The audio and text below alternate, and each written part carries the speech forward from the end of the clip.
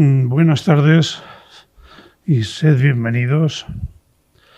Seguimos con nuestro ciclo dedicado al perdón.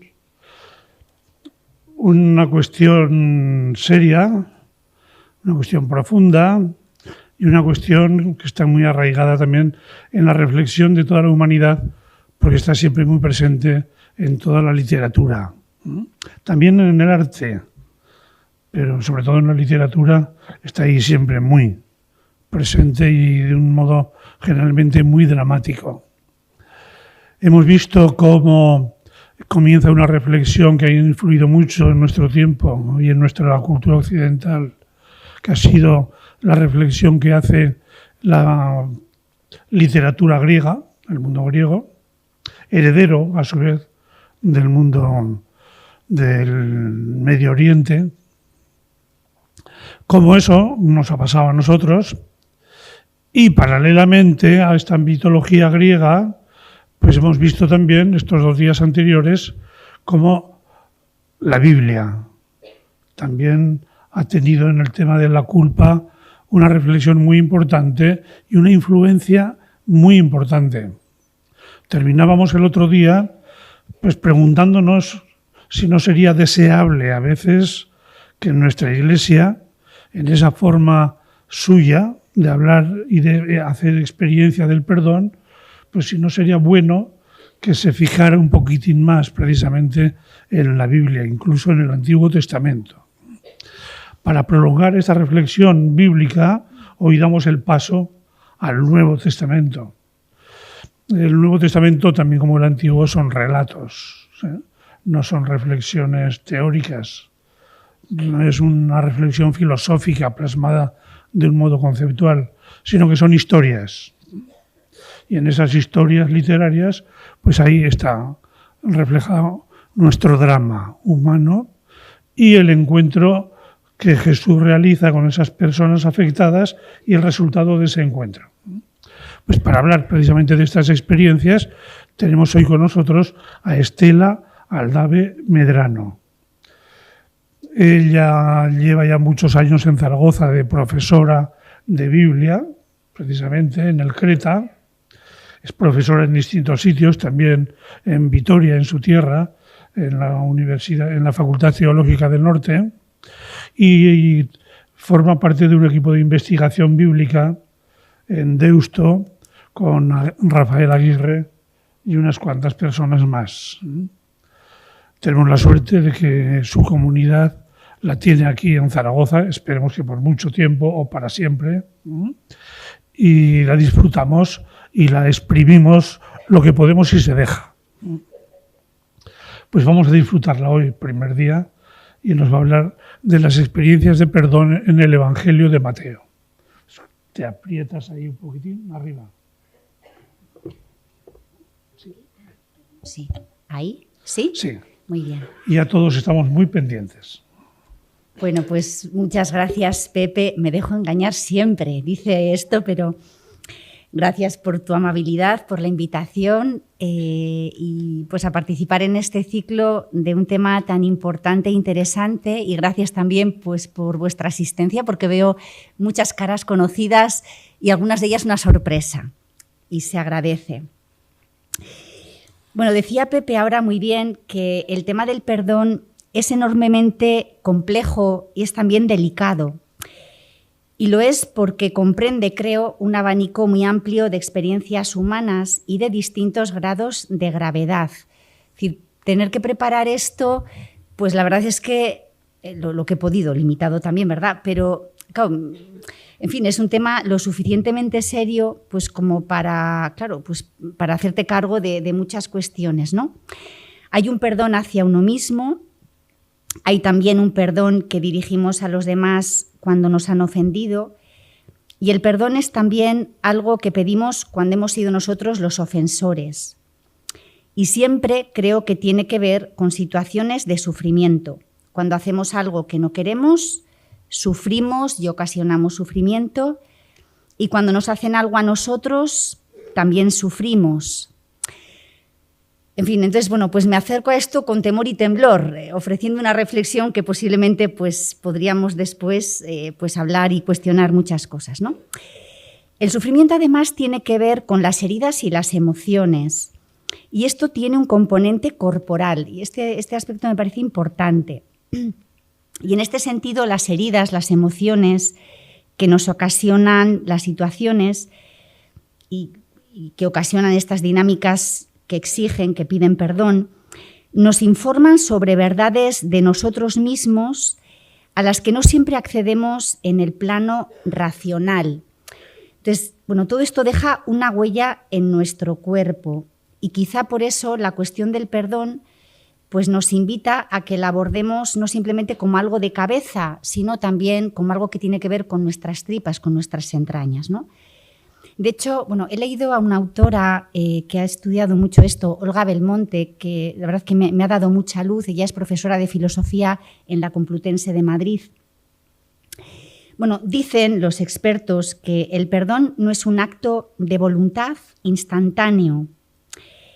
Sí que tiene que ver con la voluntad, pero apela también a otras facultades de la persona. Requiere tiempo, paciencia con uno mismo, moderación del deseo de eficacia, perseverancia para seguir hasta el final, sensibilidad, corazón, inteligencia, juicio, fe también. Luego hablaré un poco de esto, ¿no? Del tema de la fe y qué tiene que ver con el perdón. Bueno, el término, disculpad que esto, si se me olvida pasar la diapositiva, recordadme porque igual se me olvida. Sí. Bueno, el término perdonar tiene que ver con dar, con regalar.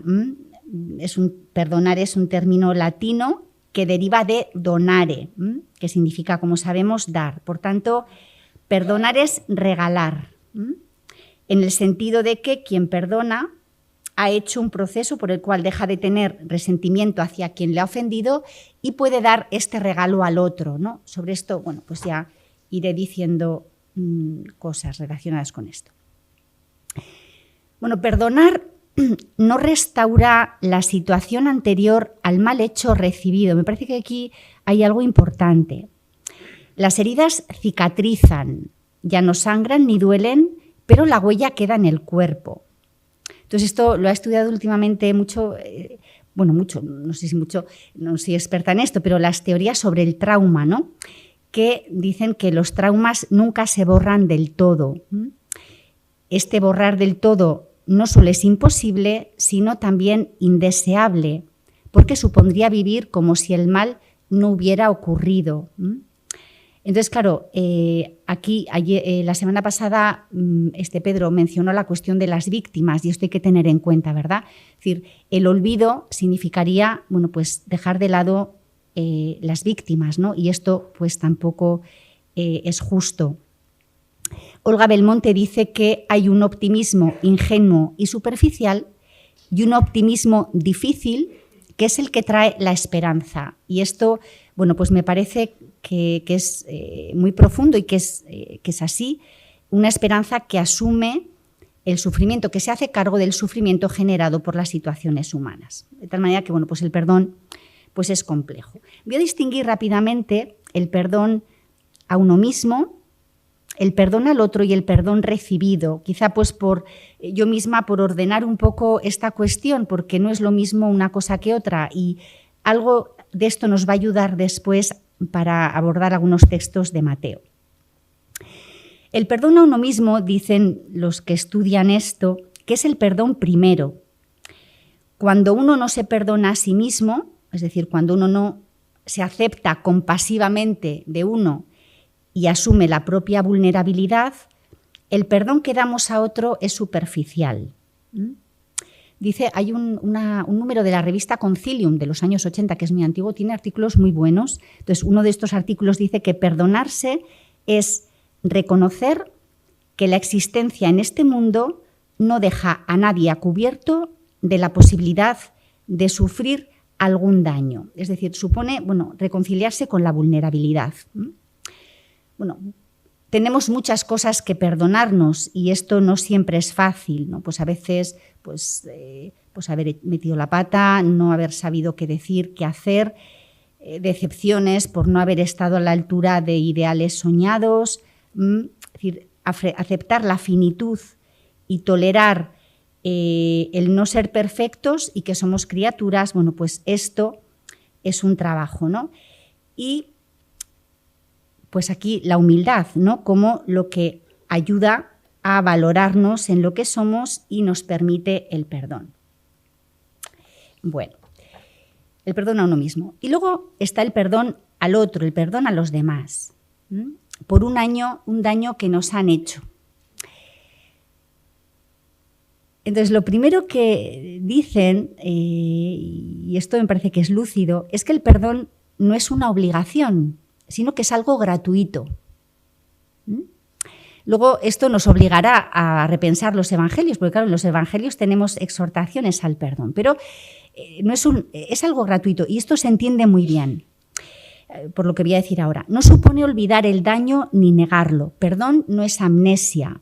Esto de los procesos sociales, esto se ha dicho mucho, ¿no? Con el tema de terrorismo, etcétera. Perdonar no es olvidar. Tampoco es renunciar al ejercicio de la justicia cuando es necesario, ¿no? La justicia civil. Luego hablaremos de la cuestión de Dios aquí, ¿no? Porque a Dios no se le... el Dios de Jesús no se le identifica con la justicia, pero en el plano humano tenemos que hablar de esto, que no implica renunciar al ejercicio de la justicia. Olga Belmonte, la cito otra vez porque es una cita que me parece que no tiene desperdicio, dice: el perdón al otro es un movimiento de amor que redime en cierto modo la culpa y confía en que el culpable puede vincularse de nuevo con el bien en un futuro. Es decir, esta idea me parece esencial para entender después la lógica de los evangelios, ¿no? Perdonar es lo que permite que el culpable de nuevo pueda vincularse con el bien en el futuro. No se le considera inocente respecto del pasado, sino capaz de ser inocente en el futuro. Es decir, que el perdón nos ofrece un futuro y una esperanza, y lo va a hacer tanto al perdonado como al que perdona.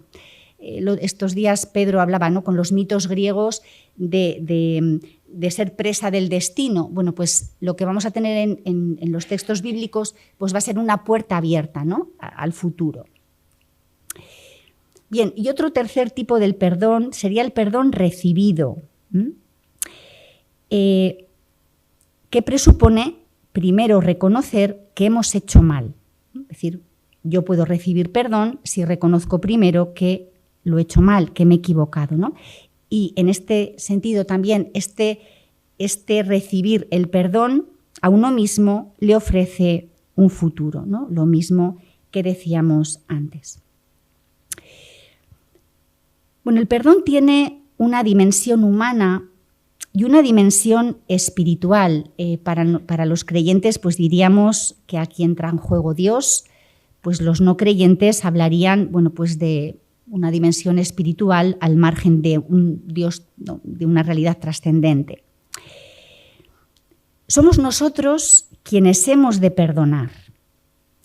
Dios no hace por nosotros lo que nosotros podemos hacer. Y esto, bueno, luego veremos que a Mateo le importa mucho el perdón mutuo. Entonces, es decir, hay un trabajo que nos corresponde a nosotros. El perdón que yo necesito de Pepe cuando yo le he hecho mal, pues solo lo puedo recibir de él. Solo esto me va a reconciliar. Pero lo que ocurre es que nosotros no podemos todo. Somos limitados, ¿verdad? Aunque lo poco que podemos hacer, pues ya es mucho.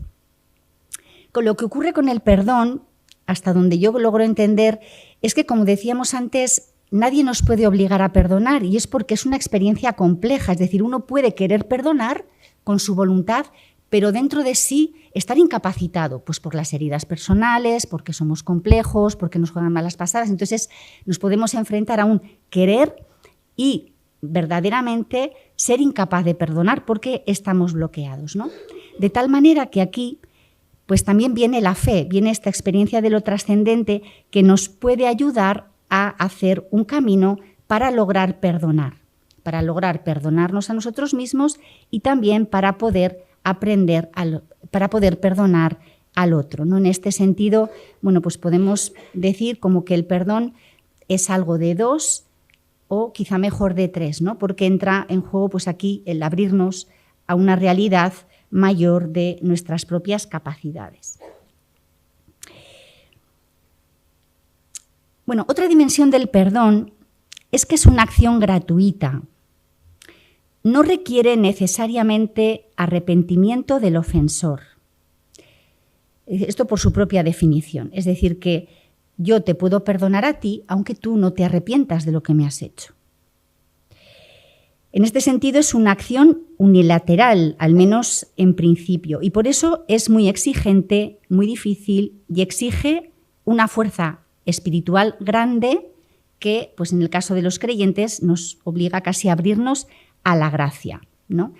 De tal manera que uno no difícilmente va a decir de manera triunfante te perdono, porque es muy consciente del trabajo que cuesta el ser capaz de perdón cuando la ofensa ha sido grave, ¿no? En este sentido podríamos decir que el perdón es humilde. Bueno, y una última idea que quiero resaltar es la necesidad del perdón, es decir, la necesidad de perdonar, también de ser perdonados, pero la necesidad de perdonar. De otro modo, el no perdonar nos deja atrapados en el pasado, en el resentimiento, en el deseo de venganza. Entonces dice Tolentino Mendoza, el cardenal, en un librito que es Pequeña Teología de la Lentitud, que no tiene desperdicio, dice esto, lo voy a leer. Dice, todos necesitamos el perdón. El perdón instala un corte positivo. Dice, interrumpe la baba inútil de la tristeza. Fácilmente nos quedamos atascados en callejones sin salida, en círculos viciosos, rehenes de una amargura que se intensifica y contamina nuestra vida de modo inexorable. El acto de perdonar es un acto unilateral de esperanza. Unilateral porque me requiere a mí, ¿no?, el iniciar yo un camino de perdón, haga lo que haga la otra parte, ¿no? El perdón no es un acuerdo, dice, y el perdón, y esto es importante, volveré sobre esto, cree que detrás del que me ha herido hay un ser humano vulnerable capaz de cambiar. Vulnerable como yo. Esto lo va a proponer Mateo, creo. Perdonar es creer en la posibilidad de transformación empezando por la propia. Y bueno, y luego sigue, ¿no? Sigue, voy a dejar ya la cita, pero pues ya vemos con esto que que es un proceso complejo y que nos pone muy en contacto con la vulnerabilidad humana, con la del que agrede y también con la del agredido. Bueno, de ahí que, pensando un poco todo esto, la verdad es que me parecía que era muy feliz la unión del jubileo con la esperanza, porque el jubileo nos invita a la experiencia del perdón y en este caso además es un jubileo de la esperanza en el sentido de que solo el perdón nos ofrece un futuro asumiendo las heridas, ¿no?, las heridas que nos hacemos. Y esto dice el documento, la bula de convocatoria del jubileo, dice, ¿no?, que perdonar no cambia el pasado, no puede modificar lo que ya sucedió y, sin embargo, el perdón puede permitir que cambie el futuro y se viva de una manera diferente, sin rencor, sin ira, sin venganza, ¿no? Bueno, y sigue hablando del futuro. Entonces, bueno, esto nos sirve de introducción pues para ahora abordar los textos de Mateo, sobre todo porque vais a ver enseguida que hay textos difíciles y necesitamos un poco de luz antropológica para poderlos interpretar, al menos sin dañar los textos demasiado o la intuición de Jesús demasiado.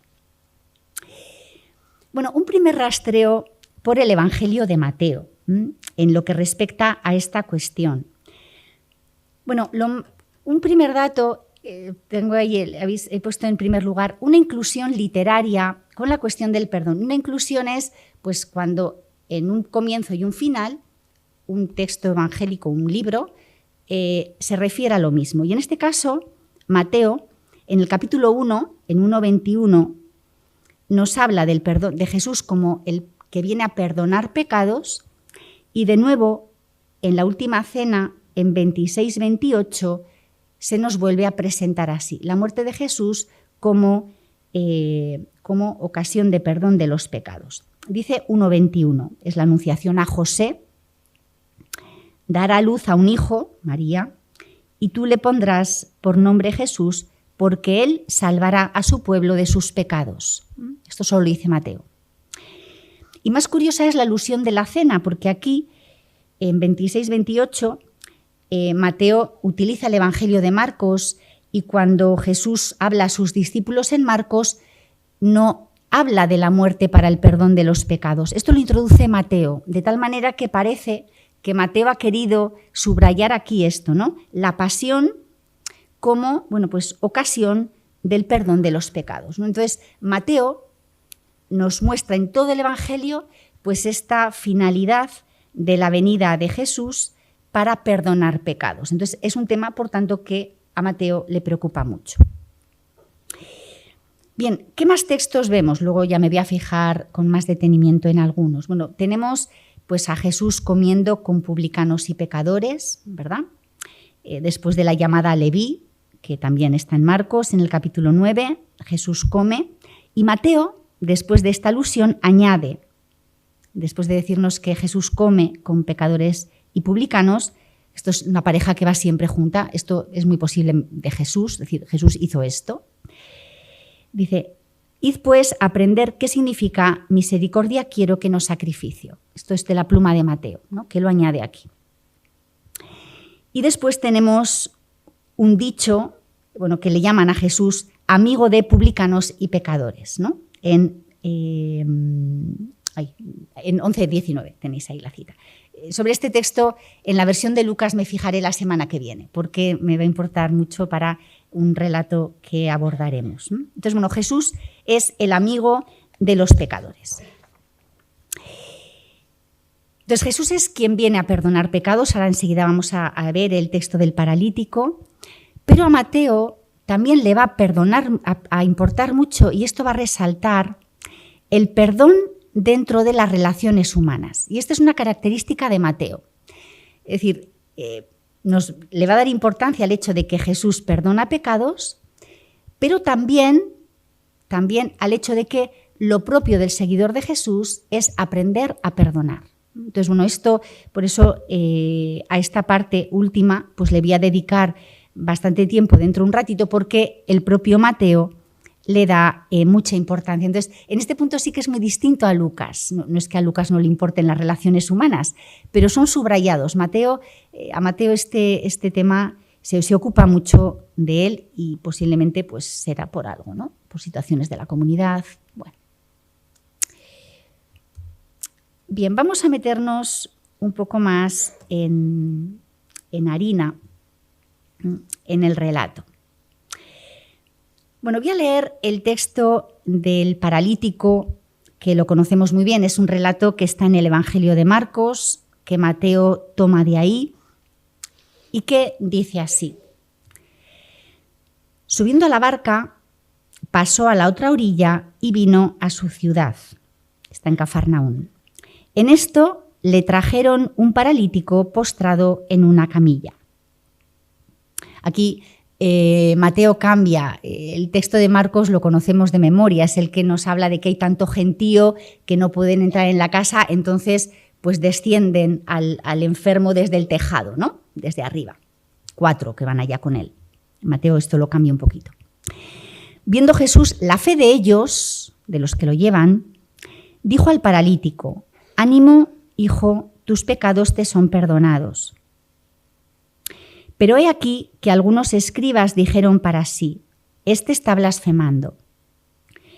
Jesús, conociendo sus pensamientos, dijo: ¿por qué pensáis mal en vuestros corazones? ¿Qué es más fácil decir: tus pecados te son perdonados, o decir: levántate y anda?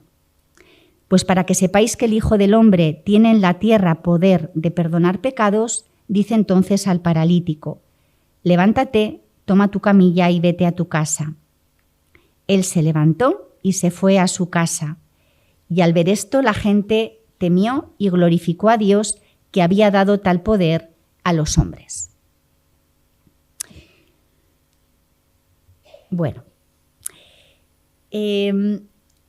como decía, Mateo toma este texto de Marcos, transforma algunos elementos, por ejemplo, lo reduce considerablemente, elimina detalles, como decía, no hay muchedumbre, no lo descienden por el tejado, pero mantiene los elementos centrales que sobre todo es lo que nos importa resaltar ahora, ¿no?, para el tema que nos ocupa.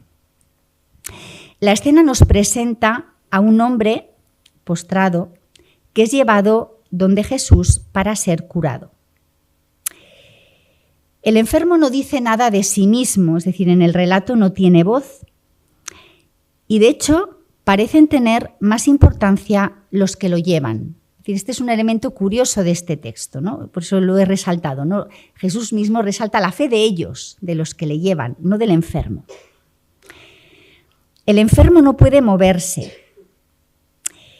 Está afectado de una enfermedad de parálisis y que no implica solo que le está imposibilitado el movimiento. Bueno, los que estudian el mundo mediterráneo del siglo I, la antropología social, dice que en este momento, en este periodo de la historia, se concebía a los seres humanos según una estructura de 3 zonas, que aparece mucho esta lógica en los evangelios, ¿no? La zona del pensamiento emotivo, que es la zona de los ojos, del corazón, que implica el ver, conocer, entender, pensar. La zona del lenguaje autoexpresivo, que esto implica la boca, los oídos, la lengua. Y la parte de la zona de la acción premeditada, que es la que está en juego en este relato, que son las manos, los pies, los brazos, las piernas y las actividades vinculadas a ellas, ¿no? Estas partes: hacer, actuar, ejecutar, llegar a, andar, caminar, trabajar, ser activo. Entonces, esta enfermedad que paraliza a este hombre lo convierte en alguien que no puede llevar a cabo acciones de este tipo, acciones externas, hacia afuera, acciones que repercutan en los demás y en las cosas. Es decir, tiene pues todo este despliegue de la vida humana, es una realidad frustrada en él. La enfermedad tiene además que ver con el pecado. Este elemento es muy claro en el texto. En el pasaje se relaciona enfermedad con pecado y curación con perdón. Una vinculación que no es desconocida en las Escrituras, tampoco en el judaísmo. Es una vinculación que aparece pues, en textos. No he puesto ahí las referencias. Voy a leer 2 lugares donde se ve muy bien cómo se relaciona enfermedad con pecado, ¿no? Por ejemplo, Deuteronomio 28, 15 y siguientes. Voy a cortar un poquito el texto. Es uno de los lugares donde se presenta la fidelidad a Yahvé, y dice, ¿no? Si desoyes la voz de Yahvé tu Dios y no cuidas de practicar todos sus mandamientos y sus preceptos que yo te prescribo hoy, la alianza, te sobrevendrán y te alcanzarán todas las maldiciones siguientes. Entonces enumera. Y dentro de estas maldiciones, en el versículo 27 se dice esta: Yahvé te herirá con las úlceras de Egipto, con tumores, sarna y tiña, de las que no podrás sanar, ¿no? Por tanto, la infidelidad de Israel a la alianza, el pecado, es ocasión de enfermedad. O Isaías 1, 4, 5 dice: hay gente pecadora, pueblo tarado de culpa, semilla de malvados, hijos de perdición, han dejado a Yahvé, han despreciado al Santo de Israel, se han vuelto de espaldas. ¿En dónde golpearos ya si seguís contumaces? La cabeza toda está enferma, toda entraña doliente. Y ya a la inversa, hay textos donde curar tiene que ver con perdonar. Por ejemplo, Oseas 14, 4, 5 dice así: Asiria no nos salvará, no montaremos ya a caballo y no diremos más, Dios nuestro, a la obra de nuestras manos, o tú, en quien haya compasión el huérfano. Yo sanaré su infidelidad, los amaré graciosamente, pues mi cólera se ha apartado de él. Bueno, y tradiciones rabínicas dicen que una persona enferma no sale de su enfermedad hasta que todos sus pecados son perdonados. También seguro que muchos tenéis en la cabeza el texto de Juan 9, ¿no? Para el ciego de nacimiento, donde los discípulos dicen, ¿no? ¿Quién pecó? ¿Él o sus padres? ¿No? Es decir, esta lógica de enfermedad y pecado está en muchos textos. Bueno, la acción de Jesús perdona primero y sana después. Y lo hace por la fe de los que cargan con el enfermo, viendo Jesús la fe de ellos, ¿no? Dice el texto. La función de este grupo es importante. Ellos cargan con la fragilidad del paralítico. No se desentienden ni le dejan atrás por esta fragilidad. Son lo opuesto a los escribas que acusan a Jesús de blasfemia porque dicen que hacen algo que solo corresponde a Dios. Por tanto, tenemos dos grupos frente a Jesús y a sus acciones. Los amigos del enfermo, que asumen su situación, y los escribas.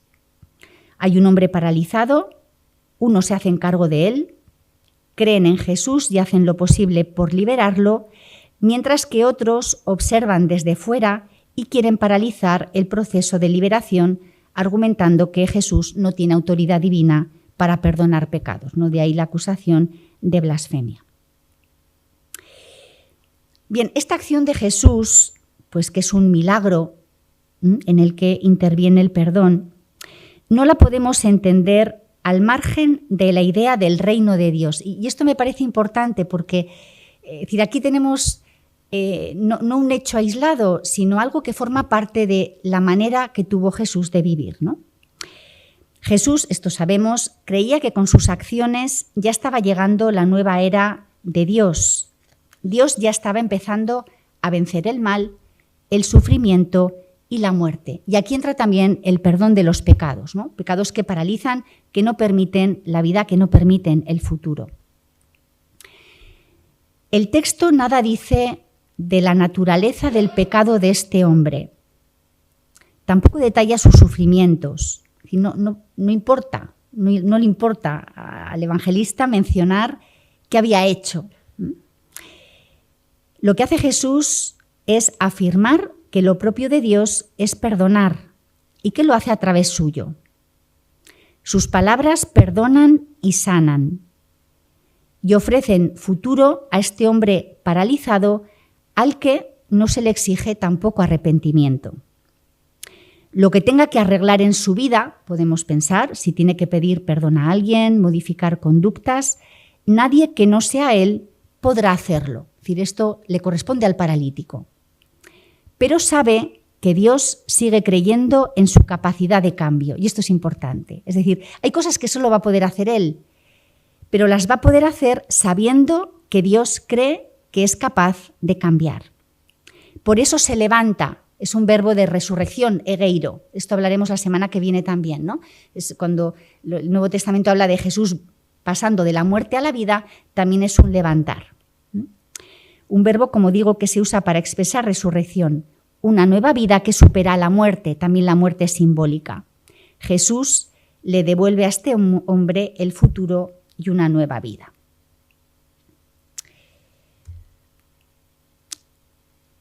Bueno, vamos con el Padre Nuestro. Bueno, leo así Mateo 6, 9, 15. Vosotros pues orad así. Padre nuestro que estás en los cielos, santificado sea tu nombre. Venga tu reino. Hágase tu voluntad, así en la tierra como en el cielo. Nuestro pan cotidiano, dánosle hoy. Y perdónanos nuestras deudas, así como nosotros hemos perdonado a nuestros deudores. Y no nos dejes caer en tentación, mas líbranos del mal. Ahí acaba la oración. Pero Mateo sigue, versículo 14. Que si vosotros perdonáis a los hombres sus ofensas, os perdonará también a vosotros vuestro Padre Celestial. Pero si no perdonáis a los hombres, tampoco vuestro Padre perdonará vuestras ofensas. Vemos aquí cómo, es decir, es la oración, pero después Mateo retoma este tema y lo subraya. La oración nos muestra la importancia que da Mateo al tema que nos ocupa. En la oración aparece el perdón de las deudas, bueno, aquí con sentido simbólico. Es un término, deudas y deudor, que se pueden utilizar en el plano económico, pero aquí pues se refiere a un plano, bueno, metafórico, moral, podríamos decir, ¿no?, de agravios a otros o agravios a Dios, ¿no? Como digo, oración de Jesús y después la explicación propia del evangelista que quiere insistir en este tema. Bueno, ¿cómo entender esta enseñanza? Y podéis imaginar muy bien que lo que me importa es explicar, es decir, ¿cómo podemos entender esto que perdónanos así como nosotros hemos perdonado? Y que si vosotros perdonáis, os perdonará, pero si no perdonáis, Dios tampoco os perdonará. Entonces, me atrevo a plantear cómo no hay que entender esta expresión. No podemos entender, creo yo, que el perdón que recibimos de Dios esté condicionado por nuestros pobres perdones humanos. Dios no parece ser así. Por una parte, decíamos antes que el perdón humano, sincero, no se puede imponer porque no es solo cuestión de voluntad. Puede haber bloqueos que lo imposibiliten. A veces queremos y no podemos. Con todo, es importante intentarlo y Jesús nos invita y nos exhorta a esto, y nos exhorta con fuerza, esto también es verdad, ¿no? Pero digo, si el perdón que recibimos de Dios dependiera de nuestra capacidad para perdonar, estaríamos perdidos. ¿Quién honestamente podría recibirlo? Quizá haya que entenderlo más bien al contrario, que la experiencia de sabernos perdonados por Dios es lo que capacita para el perdón humano. Bueno, así aparece, por ejemplo, en Colosenses 3:13. De tal manera que creo que no conviene entender estas palabras del Padre Nuestro como una especie de amenaza. Sí, creo yo, como una especie de sacudida, pues para hacernos ver lo importante que es perdonar, ¿no? De tal manera que tenemos aquí como un revulsivo, pero no podemos reducir el perdón de Dios a, como he dicho, ¿no?, nuestros pobres perdones humanos. Además, creo que en el capítulo 26 Mateo nos deja una pista, ¿no?, que es la muerte de Jesús en la cruz junto con la alusión del inicio, ¿no? Jesús viene a perdonar pecados y lo hace de manera gratuita. De tal manera que hay aquí una cuestión muy seria que pues posiblemente los que vengan detrás de mí lo aborden, no sé, que es preguntarnos que quizá Dios asume el riesgo de que malogremos su perdón. Es decir, Dios nos perdona sabiendo que ese perdón es el que nos capacita para perdonar y se arriesga a que después nosotros, bueno, pues lo malogremos, ¿no? No perdonemos como, bueno, pues Él quiere que lo hagamos. Bueno. Bien, y este último punto, que aquí me voy a detener un poquito más, la propia vulnerabilidad posibilitadora del perdón. Bueno, y aquí me voy a ocupar sobre todo de todos estos textos en los que Mateo nos invita al perdón mutuo, que son, ahora voy a decir, en el capítulo 18. Son textos en los que aparecen conflictos entre personas, ¿no?, que invitan al perdón mutuo, exhortan además con mucha fuerza, con una fuerza que recuerda a esta exhortación de Mateo, y que, bueno, adelanto, son textos que curiosamente invitan a volver la mirada en primer lugar a uno mismo y a la propia fragilidad. Es decir, creo que Mateo sitúa ahí la capacidad para el perdón, ¿no?, en la propia, es decir, en la vulnerabilidad de todos, de algún modo, ¿no? Bueno. Entonces, bueno, toda esta enseñanza la tenemos en el capítulo 18. En el Evangelio de Mateo está jalonado en 5 discursos que tienen una progresión interna. El primero, que luego haré referencia porque está vinculado también con el 18, el Sermón del Monte, sabemos, ¿no?, las bienaventuranzas y todas esas enseñanzas de después de la ley. Habéis oído que se dijo, pero yo os digo. que es, bueno, pues el Sermón de Monte, el reino de los cielos. Después el discurso misionero, que aquí está el envío. Un discurso parabólico, que es el central en el capítulo 13. Y en cuarto lugar, el discurso eclesial, que es el que nos importa. Y en último, el discurso escatológico. Entonces, este discurso eclesial lo que viene a contener son enseñanzas de Jesús dirigidas a indicar cómo debe vivir una comunidad que acepta vivir según la lógica del reino de los cielos. Es decir, este es el objetivo de este discurso, ¿no?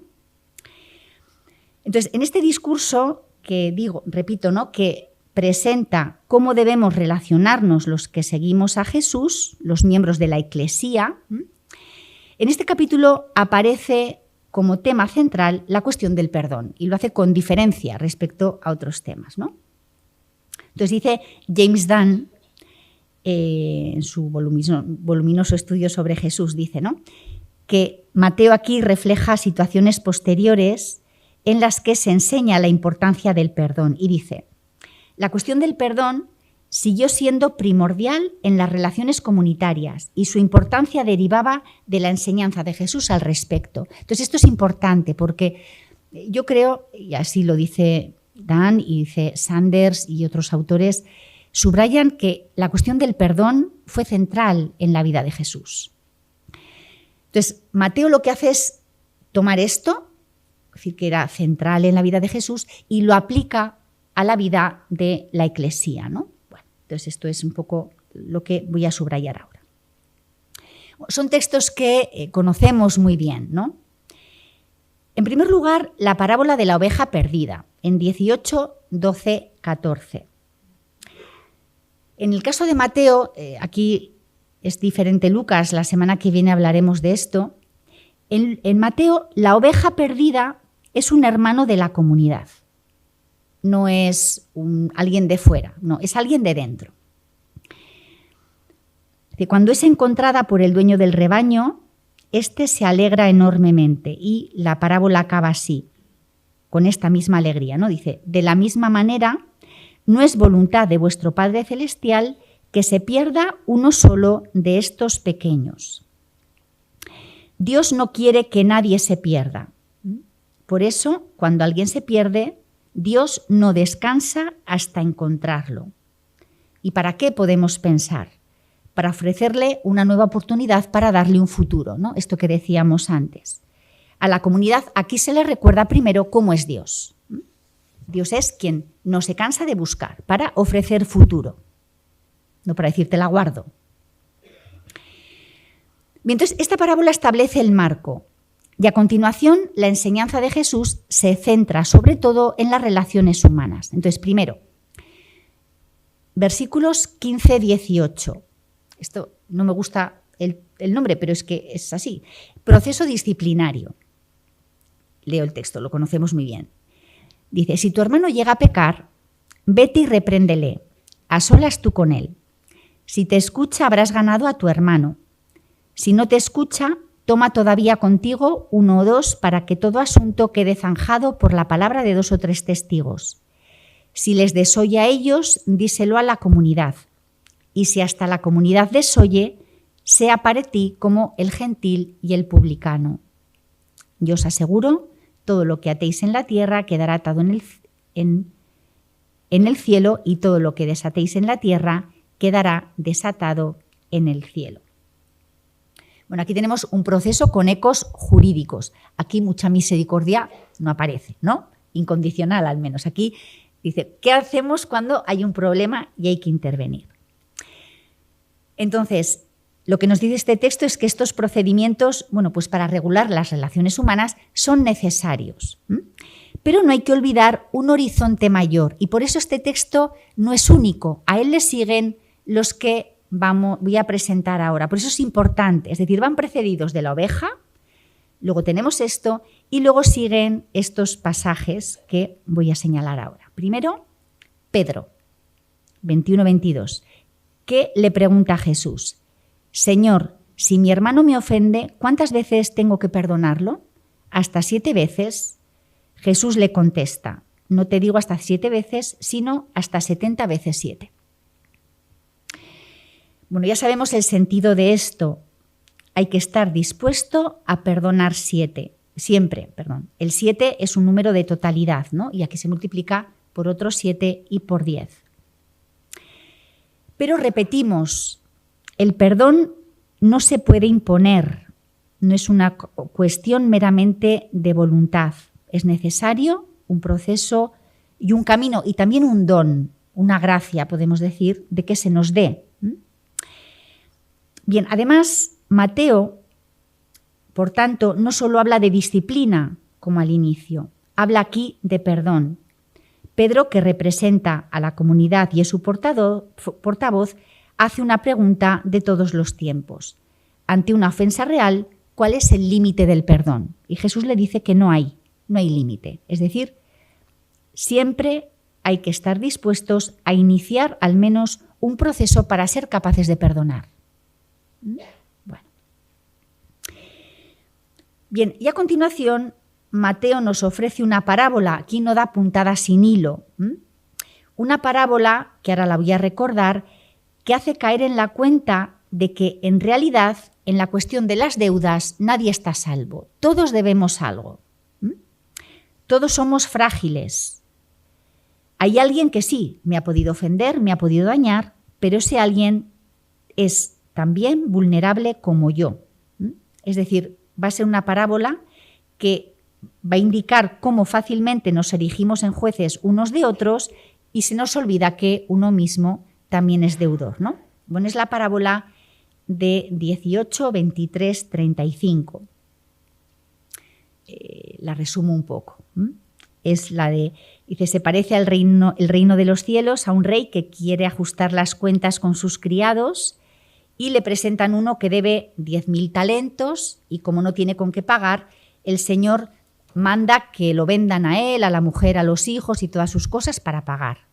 Y el criado se arroja a sus pies, le pide clemencia y el señor se compadece y le deja marchar perdonándole la deuda. Pero este perdonado, cuando sale, se encuentra a uno de sus compañeros que le debe 100 denarios, lo agarra, lo estrangula y le dice: págame lo que debes. El otro se arroja a sus pies y le ruega: ten paciencia conmigo y te lo pagaré. Pero él, dice el texto, se negó, fue y lo metió en la cárcel para que pagara lo que debía. Entonces sus compañeros se lo cuentan al Señor y el Señor monta en cólera y dice: siervo malvado, toda aquella deuda te la perdoné porque me lo rogaste. ¿No debías tú también tener compasión de tu compañero como yo tuve compasión de ti? Y el Señor, indignado, lo entregó a los verdugos hasta que pagara toda la deuda. Y dice después: lo mismo hará con vosotros mi Padre Celestial si cada cual no perdona de corazón a su hermano. Estamos otra vez en la misma lógica de antes, ¿no? Del Padre Nuestro. Bueno, la parábola pues quiere pues sacudir, ¿no? Tiene elementos muy desproporcionados, deliberadamente desproporcionados. Uno debe una cantidad enorme perdonada y otro no es capaz de perdonar una deuda nimia. Bien, esta parábola nos invita a que cada uno haga memoria de todo lo que le es perdonado para a su vez perdonar. Aquí la enseñanza es clara. El perdón mutuo de los hermanos nace del hecho de que todos tenemos deudas que necesitamos que nos perdonen y de la disposición de Dios a perdonar siempre. Entonces, bueno, nuevamente tendríamos que decir cómo interpretamos ese versículo final. ¿Depende el perdón de Dios de los pobres perdones nuestros? Pues yo creo que no. Pero, bueno, pues nos exhortan, nos acuden a que al menos pongamos todo de nuestra parte para perdonar. Solo así es posible la fraternidad, ¿no? Nos dirá Mateo. De hecho, fijaos que el dicho sobre la brizna del ojo de tu hermano y la viga en el propio, pues viene a decir un poco lo mismo, ¿no? Pues preocúpate tú de lo tuyo, no primero, que ya tienes bastante. Bueno, voy un poco mal de tiempo, Pepe. Sí, ¿verdad? Bueno, pues resumo mucho el último punto, ¿sí? Bueno, el amor a los enemigos. En el capítulo 5, después de las bienaventuranzas, en esta parte del Sermón del Monte, Mateo pues invita, exhorta al amor a los enemigos. Es la expresión de amor más sublime. Y lo va a hacer, y esto es lo que me importa subrayar así, en 2 minutos, ¿verdad? Recordando cómo es Dios, como hace antes, como he hecho en el texto que acabamos de leer, con la parábola de la oveja, ¿no? Habla de vuestro Padre Celestial que hace salir su sol sobre malos y buenos y llover sobre justos e injustos. Es decir, los seguidores de Jesús deben imitar esta manera de estar Dios en el mundo que, bueno, pues hace salir el sol sobre todos, ¿no? Y así, bueno, pues con este espíritu de imitación, ¿no? Pues los seguidores de Jesús, imitando, se hacen hijos de Dios, amando a los enemigos, ¿no? De tal manera que, bueno, y con esto sí que termino, pues vemos cómo aquí el Evangelio, aquí, bueno, y en todo lo que, pues lo que he señalado, ¿verdad?, rompe los límites de la justicia equitativa. Dios perdona siempre y al hacerlo ofrece un futuro para todos, una nueva vida también para los malos y sin olvidar el mal que se ha hecho, que como he dicho deja cicatriz, ¿no? Deja herida. Este es el principio que puede cambiar el corazón humano, experimentar este amor gratuito e intentar hacer, aunque sea de manera limitada, imperfecta, insuficiente, algo parecido cada uno con los demás en la medida que podamos. Bueno, muchas gracias.